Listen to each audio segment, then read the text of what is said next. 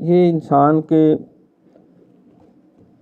10 لطائف ہیں، 5 عالم امر کے ہیں، 5 عالم خلق کے۔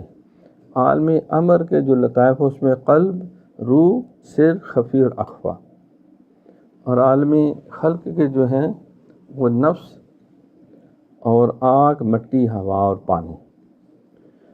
تو یہ انسان کے اجزائے ترکیبی جسم کے یہ ہیں، اور باطن کے جو ہیں وہ لطائف جو ہیں وہ عالم امر سے ان کا تعلق ہے۔ یسألونک عن الروح قل الروح من امر ربی، آپ سے پوچھتے ہیں روح کے بارے میں، کہو یہ امر ربی ہے، یہ عالم امر کی چیز ہے۔